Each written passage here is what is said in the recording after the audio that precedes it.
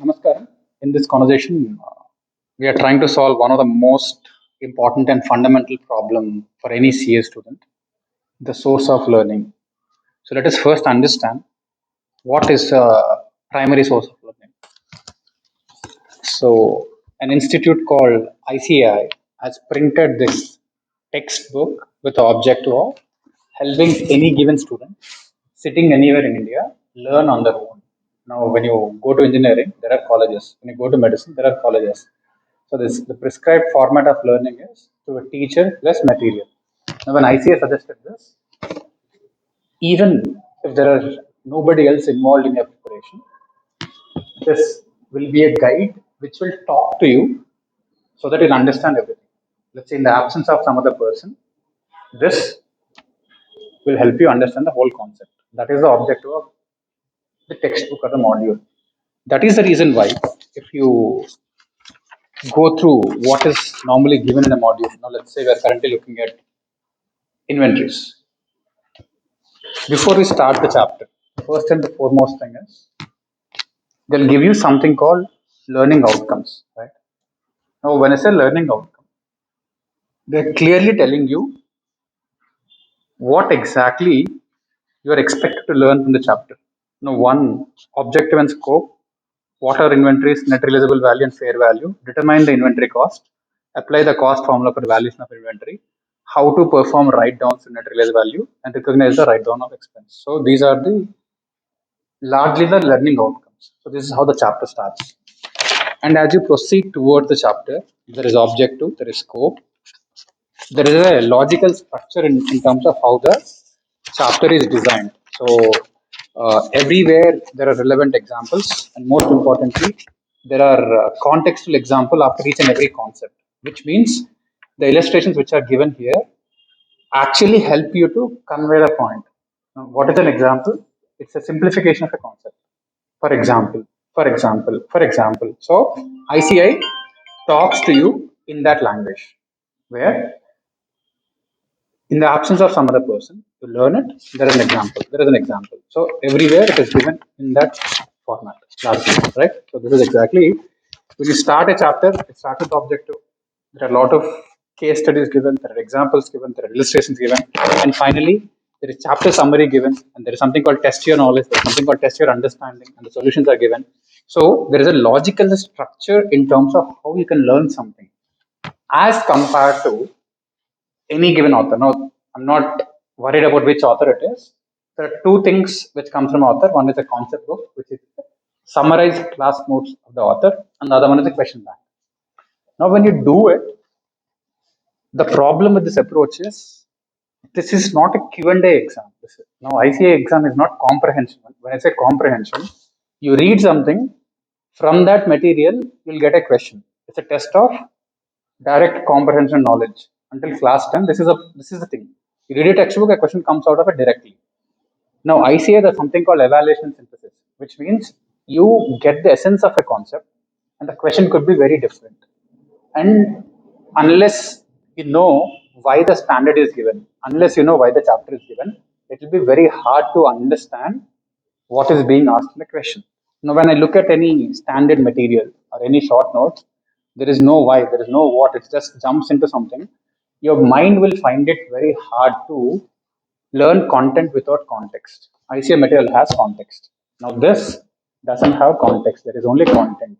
So, when you have content without context, you are forced to memorize, which you cannot memorize. So, this is the reason why, even after doing multiple times, you fail to perform in the exam because you don't process the question. So, for someone who has zero knowledge, one, if you're following a coaching class, then the material works largely. If not, it is important for you to create a context before you read the content. It's like trying to stick a paper on the wall without glue. So you need to know how learning works. You need to know how information sticks in your mind. So when you go through this, it is definitely simpler. It's definitely concise as compared to ICA. But that is not the point. It's like highway. It's not about the distance, right? You can cover 60 kilometers in just 1 hour. When you're stuck in traffic, it takes too much time for you to move forward. So this is like that. So it's not just about the number of kilometers. It's about the coherence. How seamless can you go faster? So I see a textbook you can study seamlessly. It's just that you have that internal resistance which is created unknowingly or probably by the coaching mafia largely. You're not paying enough attention to that. So if you already take coaching from someone, then it makes sense for you to follow the same material. If you are starting as a beginner, it is very important to at least go through it as a first reading. An initial reading is enough. Subsequently, you can move to something shorter. You can write short notes or directly jump to Q&A. So this is the reason why you have to understand. Uh, ICAI books come to the picture. This is one. The second thing, again, if you look at any question now, when I'm looking into the question bank, most of the questions, if you see inventory based questions, compute the cost of inventory. Now, most of them will ask you to compute the cost of inventory. And this is the clear cut objective which is given here. So you don't have to learn everything. There are 15 to 20% of the chapter where the concentration of questions are given. So you need to get to that point very fast. So one is how fast can you get to the context? Then instead of wasting time and dwelling into the content, get to problem solving. Then you can learn quickly from problem solving. So the approach is not very linear. So you have to do this back and forth when you're learning for the first time. Now you might ask me, what if I learn from the lectures? Now lectures is a very passive way of learning. So somebody is speaking something and you're just listening. You're in a perception that you'll understand, but you do not know. For example, if I'm reading this, for example, I'm reading this, unless I reasonably understand the page, I won't flip the page. If a lecture is, you're watching a lecture, whether it's live or recorded or physical classroom, nobody stops till you understand. They keep moving. This is the biggest problem. The video keeps moving. Now, here, real time, I'm paying attention whether you're understanding this or not. As against somebody who is watching the video, whether they understand that or not, waiting for them, right? So, this is the difference between you reading from a book where it is the learning system is tailor made, where you stop, pause, and learn whatever you have to learn at an appropriate time compared to the video. So, you have to be reasonably aware of how all of these things work before you jump into the learning process, and it's different for different papers and different subjects. So you need to be very clear about deciding the mechanism of learning or source of learning. Ideally one single source works. Now what is that source? If it's ICI, it has both concepts and questions. It has everything, nothing goes beyond this. If it's something else, you should be able to decide, can I directly learn through Q&A, or should I just skip through the concept note once and focus on Q&A? You need to have a primary book. What is that primary book? Which you take to the examination center, where most of your learning happens. Now, ICA, it's the only book in that for that chapter, so that's fine. If you're moving into this, even though there are one or two or more, you need to know what is the primary book. If you're writing class notes, that should be the primary book. If not, between question answer and concept book, you need to pick up something which is far more relevant for your learning style. So this is exactly what you need to know. Blindly covering the content is not going to help without understanding the context. So this is what I want you to talk to you, and you can ask any specific questions you might have. In terms When we just read from the textbook, it is on us that we read and also make ourselves understand. However, when we are just even back in school, when the teacher was teaching, the onus of explaining stuff was on them. Yes. This process of reading from the book is going to take a lot of time. So, how do we complete how do we stick to target while reading from the books and making sure that we understand the right thing in the right way? Because otherwise somebody else was explaining us, we were only listening. It's a very good question. If I ask you, what are the difference between BCom and CA? What if I have to give me three differences between BCom and CA? I hope both of us know that the syllabus is the same. 5 years of taxation or accounting, syllabus is largely the same for a particular subject. Largely the same. What do you think is the difference between BCom, clearing BCom exams and clearing CA exams? What is the single most important difference? That is the academic qualification. That's the profession. No, no. I'm asking about clearing BCom exam versus clearing CA exams. What is the most important difference? There could be many. One among them would be CA tests in-depth knowledge, whereas questions are easier. Fair enough, right? Start with the question paper. Yes. The difference between BCom and CA is the question paper. Yes. We can always talk about evaluation, but honestly, it's the question paper. Now, what do you mean by the question paper? In BCom, the question is asked in a certain way, which is linear to what you hear in the class, or which is linear to what you read in the book. You read something in the book in your class, and you read something in the book, you listen to something in the class, the question paper is set at the same level.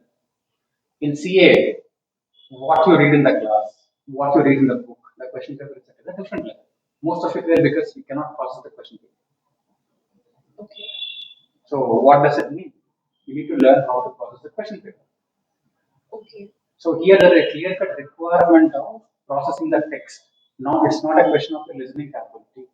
The listening capability would not directly convert into processing capability. Now not worried about presentation as much as processing. Presentation is fine because if you are reasonably able to present once you process the question right, presentation can be done. Because it's a now as I said, for communication there are two things. One is reception and expression. Now, how do you express depends on how well you receive information. So question paper processing is linked to reception. Now, for you to receive well from a text in the question paper, you should start receiving well right now.